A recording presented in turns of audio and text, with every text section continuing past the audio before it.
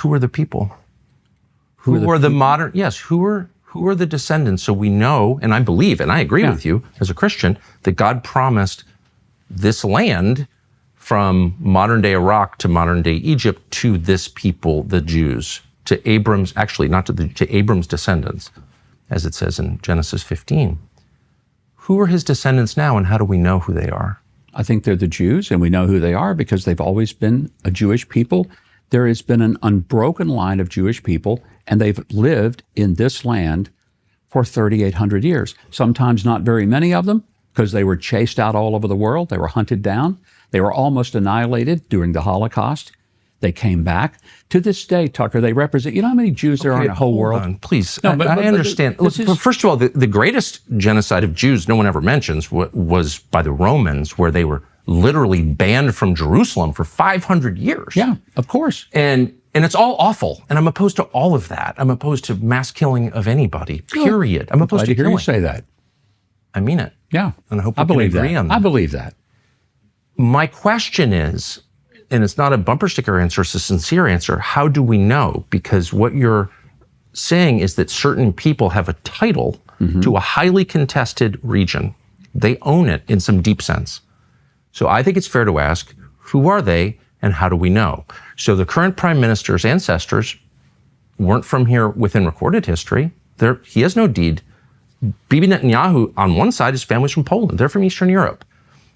So how do we know that he has a connection to the people who God promised the land to, Abram's descendants? How do we know that? Well, if you take the genealogies that come not only from the Old but the New Testament, you see that there is a historical connection through the entirety of the Old and the New Testament that details the Jewish connection to this land. Does that include Bibi's family? How do we know that if his family comes here? Scattered, but how do we know it's the same people? No, why is that crazy? If you say to me, if they speak the same language, if they worship the same God, if they follow the same Bible, if they follow the same cultures and traditions, and they always pray next year in Jerusalem, and they pray for the peace of Jerusalem, and they pray facing toward Jerusalem, does that not give you a little bit of a clue as to who they are? Let's go through those things, because I would like to have a rational this is the conversation I've wanted. Bless you. Thank you for doing this. Let's just go through those things. Okay. So one of the things I admire most about Israel is they resurrected a dead language in 1948. Good for them. Well, they really didn't resurrect it.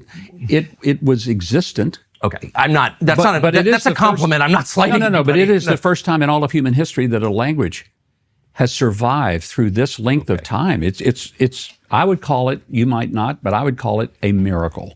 One of many. Okay, that you can attribute to this. I think it's wonderful as someone who loves language. Netanyahu's parents did not speak Hebrew. Okay, they didn't live in this region. Netanyahu, the founders of this country, were mostly secular. Some of them were avowed atheists. They were not praying for the peace of Jerusalem. They weren't praying at all because they didn't believe in God. There's no genealogy linking their families to the people of this land 3,000 years ago. They're not. So how do we know, since they didn't share a language, they didn't share a religion, they had no religion whatsoever, how do we know that they had a right to come here from Eastern Europe and but they were scattered. Take the land? They were scattered to Eastern Europe. They were scattered all over the world. There were many in Ethiopia. They were in Russia. They were in Poland. They were throughout Asia. Jews were all over the place, but they were still Jews. But they were still Jews. Okay, so then let me get to the nub of the question, since again, a lot is at stake, a lot of money is at stake. Land is very valuable. Israel has a lot of resources. By the way, if you're accused of a crime, you can hide here. That's a pretty good passport to have. It's a good thing, right? So who's entitled to it? I don't understand, and you're very discouraged in the United States from asking this question for some reason. It's a totally rational question. I'm not question. discouraged. No, you're not discouraging me. Others do. You're like the only person I can have this conversation with. Everyone will be like, shut up, Nazi. It's a foundational question. Are you speaking of an ethnic group or a religious group? Well, I think you're looking at, for many people, it is religious. There are people who may not have a deep religious connection to Judaism, but they're still Jews. Okay, so it's an ethnic category. It is ethnic, but it is also religious. It is rooted in religion. You can't take it out of it. Now, that means then how can an atheist... Well, I will tell you this. There are some people who say, I'm Christian. They never go to church. They never pray. They never read their Bible. They don't tithe. But they're not entitled to citizenship on the basis of that. Well, they're but not I'm saying entitled that they still call themselves Christian, Of course. even though they identify in that way. Here's the difference. You're saying that people who have this identification have a deed to a huge chunk of land on the Mediterranean. Okay, so there's, it's a right. You keep telling me it's a right, and so it's totally fair to say if you come to my house and say I've got the title to your house, I get to ask, may I see it? Where'd you get it?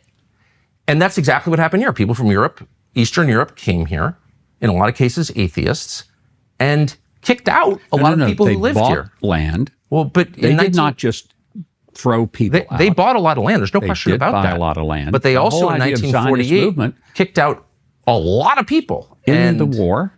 Oh, it was a war. I agree. Yeah. I don't want to relitigate the history. I'm just saying it's a fact. Okay. Including a lot of Christians wound up fleeing, and they lost their homes, and they've never been allowed back. And all of this was justified on the basis of this identity that is the ticket to the right that you keep referring to. So my question is very simple. I'm going to wait patiently for an answer. Does this right derive from religious affiliation or from genetics? And I would say it's both. But I would also say that when you said the Christians were kicked out, Tucker, Christianity is growing in Israel. Okay, but and there is a big lie that goes out there. But no, let me finish this because I keep hearing that Christians are really not treated well in Israel. That's a lie. Well, there are lots it is a lie. There are lots of different. There were 34,000 Christians in Israel in 1948. There are 184,000 Christians here today. And by Israel, what are you counting? You're talking about the land? What territory are you counting? I'm counting about Israel proper? Or are you counting about Israel the West Bank as well and Gaza? I mean, what do you, when you say Israel, those numbers apply to what landmass? It would be in Israel proper. Okay. There are 184,000. Now, I'll tell you where Christians are not doing very well. They're not doing very well in the Muslim-controlled countries. There's almost no Christians in Qatar, for example, except those who live in the Christian ghetto, who are the service workers. I'm sorry. Look, I don't want to argue with you. There are many more Christians in Qatar than there are in Israel. That's not true. It actually is true. And I refer you to Wikipedia, Mr. Ambassador. Wikipedia. I refer you to the government of Qatar, the government of Israel. These are knowable facts. I'm in Jordan, by the way, numbers are down. In Syria, the numbers are down. In Lebanon, the numbers are down. I'm just telling you that about twice as many Christians. But they live in the enclave. They are not native Qataris. Okay, we're mixing so many different categories here. I'm just saying I get things wrong all the time. You've just gotten something wrong, and I think it's important to acknowledge it. There are many more Christians in Qatar than there are in Israel. Fact. How many? Now you caught me. I don't know. I can look at my phone, but I was just there, and there are many more. Whatever. But I just want to get to the point that forms the basis of this whole conversation, which is who has a right to the land? Yeah. And you said it's a mixture of religion and ethnicity. Because as I noted, and you agree, many of the founders, maybe the majority of the founders of modern Israel, did not believe in God at all. So they were not religious Jews. They weren't religious at all. They were atheists. They said they were atheists. I believe them. So that suggests it's ethnic. But it's also true, as you well know, because there's a famous court case about this, that ethnic Jews who convert to Christianity do not have the right of return. That was settled by the Israeli Supreme Court. I'm very confused. So that would suggest it's not ethnicity, because you invalidate your Jewishness by converting to Christianity? There are a number of Messianic Jews who live in Israel. Okay. Who are here. I'm aware of that. I'm aware of that number. But you're not contesting what I'm saying, because it's a very famous court case. The right of return has to do with your mother, your grandmother. It has to do with family ties. It's ethnic. There is a lot of, ethnicity is a big part of the right of return. Great. To make aliyah, to come to Israel, to live here. Then if both of your parents are Jewish and you have an ethnic right to the land, you are one of Abram's descendants, but you convert to Christianity, how is it you don't have the right to return? I'm totally confused. But I know a number of people who have returned as Christians, but have Jewish history. Are you Jewish saying that Jews who convert to Christianity have a right, a legal right to return? Because I know that they do. Whether, when you say, do they have a right to return, do they prove? It's a legal category, as in any government. Which is by their family history, their grandmother, their mother, and there are many I understand. aspects of that. I've read it. I think But at I this know point, that it's these one are Jewish people who are grandparent. Christian, and they came here, made Aliyah. They had Jewish blood, Jewish history. They were Christian, Messianic, but they came here, and they were welcomed here. And they were given full legal rights here Absolutely. and a passport. Yeah. So clearly, it's not true that you invalidate your right of return by converting to Christianity. That's just false. I'm not aware of that. I know that there are a number of Christians here. I go to church with Christians every week here. Of course. And but there's do you have a right to come and say, I am an ethnic Jew, even though I practice Christianity, therefore I have every bit as much right to move into a settlement in the West Bank or into East Jerusalem or anywhere I want, Galilee, anywhere, because I'm returning to the land of my forefathers. I have a legal right in the state of Israel, even though I've converted to Christianity. You're saying that's true? I'm saying I know people who've done it. Now, can I tell you what the law specifically is? I'm not sure because Well, it's really I'm a Christian. significant. I don't have any Jewish roots, so therefore I cannot quote you the law. If you want me to do that, I'll look at it. Well, it really matters because you're saying, in fact, people in the United States are being called anti-Semites, a lot of them, including me, because they somehow don't believe that Israel has a right to this land. Do you think Israel has a right to this land? No, you haven't defined what the land is, and Well, you haven't defined who Israel is. So I said really don't know. It is the land they're living in now, the borders that they have. The borders are moving. The borders have moved in the last year. What do you mean the borders have moved? Well, they are the 1967 borders. I'm including, the East West Jerusalem and East Judea and Jerusalem. Samaria. What are the borders of Judea and Samaria? Well, you basically take the Jordan River, and it's west of the Jordan River to the Mediterranean Sea, to the Lebanon border. And Israel did have control of the Sinai. They gave that to Egypt. They had control of it. Right. They gave it away in 1979 in the peace agreement.